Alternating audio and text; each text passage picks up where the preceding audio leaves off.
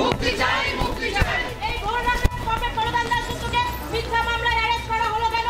তার জবাব চাই, জবাব চাই, জবাব চাই। মিথ্যা মামলায় কমরেড কলতান দাশগুপ্তকে ভোর রাতে অ্যারেস্ট করা হলো কেন?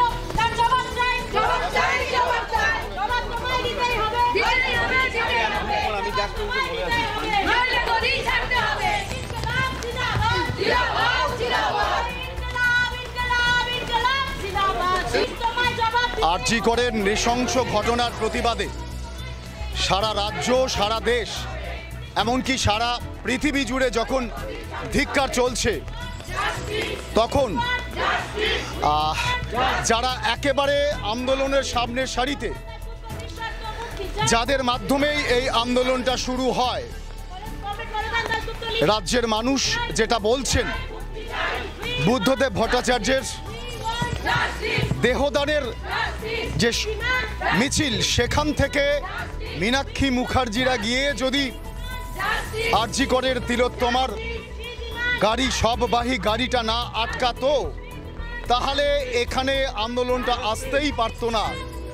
সুতরাং এই আন্দোলনের উৎস, এই আন্দোলনের শক্তি যাদের দ্বারা সমৃদ্ধ হয়েছে, সেই বামপন্থী নেতাদের ওপর ধরপাকড় শুরু হয়েছে। রাজ্যের মানুষ সেটাকে ভালো চোখে দেখছে না। আমাদের এখানে রয়েছেন আমাদের সঙ্গে এরিয়া কমিটির, টালিগঞ্জ এরিয়া কমিটির অন্যতম সদস্য ইন্দ্রনীল বসু। আচ্ছা, আপনার কাছে আমরা জানতে চাই, যখন সন্দেশখালির ঘটনা হলো, কোনো কথা নেই, কোনো ওয়ারেন্ট নেই, নিরাপদ সর্দারকে ধরা হয়েছিল, আর আজকেও কলতান দাশগুপ্তকে পুলিশ আটক করেছে। কেন? আপনাদের কি মনে হচ্ছে এটা? দেখুন, এগুলো তো নিরাপদ সর্দারকে যখন নেওয়া হয়েছিল, আটক করা হয়েছিল, তখনও মিথ্যার ভিত্তিতে তাকে আটক করা হয়েছিল এবং তখন বলা হয়েছিল তিনিও কনস্পিরেসিতে যুক্ত। এবং তারপরেও সেখানে বিচারক কি বলেছেন আপনারা জানেন। বিচারক সবার সম্মুখে সেটা বলেছেন যে যারা নিরাপদ সর্দারকে গ্রেপ্তার করেছে তাদের গ্রেপ্তারি করা উচিত, তাদের গ্রেপ্তার করা উচিত। এখন এইটা হচ্ছে কোর্টের বিচারক, তিনি বিচারালয়ের মধ্যে এই কথা উনি বলেছেন। আর একই রকমভাবে আমরা বলছি যে কলতান দাশগুপ্ত, তাকে যেভাবে আটক করা হয়েছে এবং যে অডিওর ভিত্তিতে এই যিনি সবচেয়ে বেশিভাবে মানে চোর হিসেবে, যে যার সম্পর্কে সবচেয়ে বেশিভাবে যে অপরাধ, সেই অপরাধী সেই চোর কুণাল ঘোষ, তিনি যে কথাগুলোকে মানুষের সামনে একটা অডিও টেপের মধ্য দিয়ে নিয়ে এসেছেন, তার মধ্য থেকে উনি কলতান দাশগুপ্ত সম্পর্কে আমরা বলছি সম্পূর্ণভাবে মিথ্যা, এবং সেই মিথ্যা ভিত্তিতে হচ্ছে গিয়ে তিনি এই অভিযোগ নিয়ে আসছেন। ফলে সেটাও প্রুফ হবে, আগামী দিনে প্রমাণ হবে যে এই মিথ্যা বিচারালয় সেটাও প্রুফ করা। পুলিশের থেকে হবে ফরেন্সিকের ছাড়া, ফরেন্সিকের সেটার পরীক্ষা ছাড়া, যেখানে কালীঘাটের কাকু তার গলার স্বর করতে, তার পরীক্ষা নিরীক্ষা করবার জন্য 1.5 বছর সময় লাগিয়ে দেয়, আর সেখানে 1.5 দিনের মধ্যে সেখানে কলতান দাশগুপ্ত তার গলার স্বর, কলতান দাশগুপ্তরই গলার স্বর, সেটা তারা পরীক্ষা করে পেয়ে গেল কমিশনারের। কিভাবে পেয়ে গেল? আর কোন কল রেকর্ডিং, সে কল রেকর্ডিং করবার কোনো অধিকার আছে কমিশনারেটে? যেখানে হতে পারে, কিন্তু সেখানে কল রেকর্ডিংটা সে কিভাবে করলো? কি সোর্স? সেই সোর্স মানুষের কাছে জানাক যে কি সোর্সে পেয়েছেন, ওনার অধিকার আছে কিনা। এটা তো সম্পূর্ণভাবে বেআইনি। আর কুণাল ঘোষের কাছে, একটা পলিটিক্যাল পার্টির মুখপাত্র, তার কাছে সেই কল রেকর্ডিং আগের দিন সে ভাইরাল করেন কিভাবে প্রেসকে সে মিট করেন, এবং প্রেসকে মিট করে তিনি জানান এই কল রেকর্ডিংয়ের কথা। তারপরে প্রশাসনের বিধাননগর কমিশনারেট তার পরের দিন, মানে আজকে, তিনি প্রেস মিট করে জানাচ্ছেন যে এই কল রেকর্ডিংয়ের কথা, একই কথা উনি বলছেন। যেদিন আরজি করে ভাঙচুর হলো 14ই আগস্ট রাতে, তাদের ধরা গেল না, অথচ কলতান দাশগুপ্তকে 1.5 দিনের মধ্যেই ধরে ফেললেন।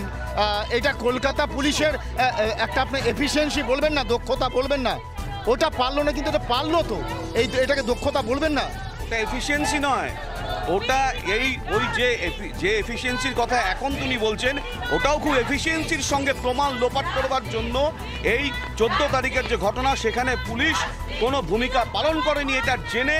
কারণ প্রত্যেকের কাছে, মানুষের কাছে পরিষ্কার হয়ে গেছে যে যারা সেখানে ছিল, এই ঘটনার সঙ্গে যুক্ত ছিল, তারা কারা।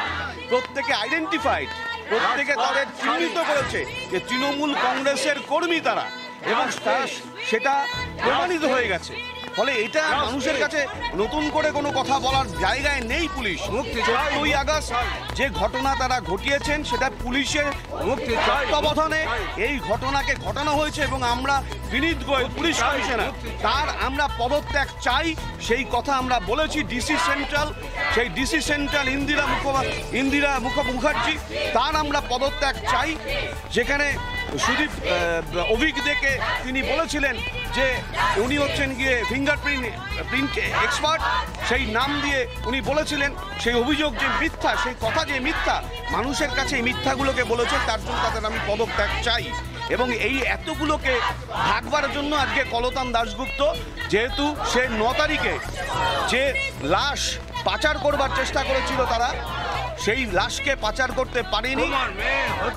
মীনাক্ষী মুখার্জি এবং কলতানরা তারা সেই লাশ আটকে দিয়েছিল, এবং তার জন্য তারা পাচার করতে পারেনি। সেটার জন্যই আজকে সারা পৃথিবী জুড়ে মানুষ বিচার চায়, এই আবেদন নিয়ে, এই আহ্বান নিয়ে সারা পৃথিবী জুড়ে মানুষ উত্তাল। সেটার জন্যই হচ্ছে গিয়ে আজকে কলতান, আজকে তাদের সফট টার্গেট হয়েছে কলতান দাশগুপ্ত, মীনাক্ষী মুখার্জি, আজকে তাদের সফট টার্গেট হয়েছে। কোনো কিছু দিয়েই কিছু করতে পারবে না। মানুষ আজকে রাস্তায় নেমেছে, মানুষের হাতে ব্যাটন চলে গেছে। মমতা ব্যানার্জি এবং তার প্রশাসন, তার হাতে আর ব্যাটন নেই, ব্যাটন মানুষের কাছে আছে। একটা পরীক্ষা, একটা প্রমাণ, সেই প্রমাণের জায়গাতে যদি আসে, মানুষ সেটা প্রমাণ করে দেবে যে এই তৃণমূল কংগ্রেসের যারা যে প্রশাসন, সেই প্রশাসন সম্পূর্ণভাবে, সেই প্রশাসনকে মানুষ হটিয়ে দিয়েছে তাদের মন থেকে, মনের দেওয়াল থেকে তাদেরকে সরিয়ে দিয়েছে। প্রাকৃতিক বিপর্যয়ের মধ্যেই বামপন্থী কর্মীরা থানার সামনে, নেতাজি নগর থানার সামনে থানা ঘেরাও করছে।